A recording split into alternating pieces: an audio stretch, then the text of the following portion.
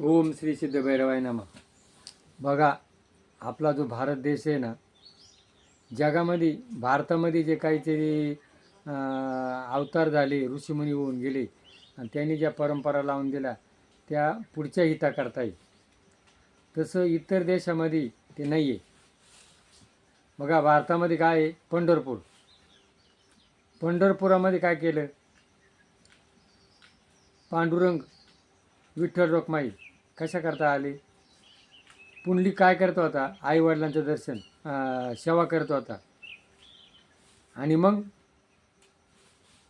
पांडुरंग तिथे आले कोणाला भेटायला, पुंडलिकाला कशा करता, वर द्यायला. तर तो काय म्हण, मला काय गरज नाही.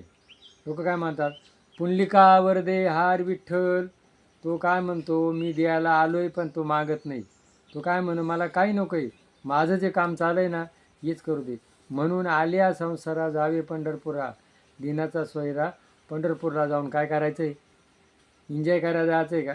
पंढरपूरला जाऊन पुंडलिक काय करतोय, आपण घरी येऊन आपल्या आईवडिलांची सेवा करायची. नंतर काशी, श्रावण बाळांना आईबापांना कोण नेलं, काशीला. आणि काशीमध्ये कोण गेला, भैरवनाथ. त्यांनी ब्रह्मदेवाचं शरीर रोवले आणि त्याच्या पाठीमागं कृत्या लागली आणि ते पाप नाही सेवण्याकरता तिथं गेला आणि तो कुठला कोतवाल झाला. त्यानं कोणाची सेवा केली, शंकर पार्वतीची. त्यांची आज्ञा पाळली आणि तो कुठं पाताळात गेला, योगेश्वरी आणलं आणि शिवमल्हार रूप घेऊन आणि कोणाला मारलं, मणिमल दैत्य मारले. आणि आजही तो देवाऱ्यात आहे. मग आपला भैरोबा देवाऱ्यात काय सांगतो का, मी आईवडिलांची सेवा केली, तुम्ही आईवडिलांची सेवा करा. तो गुप्त रूपाना बघतोय, आपलं लक्ष आहे का त्याच्याकडे, नाही. दुसरं कोण, भगवान श्रीकृष्ण. मथुरेमध्ये अवतार धरिला, कृष्ण देवकीच्या गर्भाशी आला. तोडून या बेड्या बंदी सोडविल्या, जो बाळा जो जो रे जो. त्यांनी कोण, मथुरेचा अवतार घेतला, गोकुळात गेला. गोकुळामध्ये त्यांनी यशोदा माता, मावशी, नंदराजा, गोकुळ याला प्रेम दिलं. आणि मथुरेमध्ये येऊन कंसाला मारून आईबाप कोळ होते, बंधमुक्त होते, त्यांना मुक्त केलं.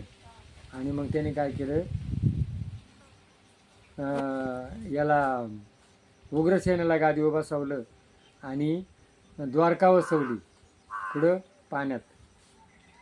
तर हे जे ठिकाण आहे, द्वारका, पंढरपूर आणि काशी, हे 3 ठिकाणं आहे ना, हे मातृदेवोभव ही उभी करणारे ठिकाण आहे. आणि त्या ठिकाणाला महत्त्व आहे. इतर जे ठिकाणं आहे ना, तिथून काय घेण्यासारखं काहीच नाही. पण लोक इथं जाती नाही आणि जिथं नाही तिथं जातात. काय, तिथं गेल्यावर डबल होईल, धन मिळेल, पैसा मिळेल. पण तुम्ही जर तुमच्या आईवडिलांची सेवा केली, तुमचे मुलं तुम्हाला करणार आहे. म्हणून मातृदेवोभव, पितृदेवोभव, आचार्य देवोभव, देवकुडे आपल्या हृदयात, देवकुडे आईबापात, देवकुडे चंद्र सूर्य अग्नी हवा पाणी पंचमहाभूतात. ही ओळख करून देणारे हे ठिकाण आहे आणि याची ओळख करून घ्या. पटला असेल तर क्लिक करा. जय भैरवनाथ महाराज, जय.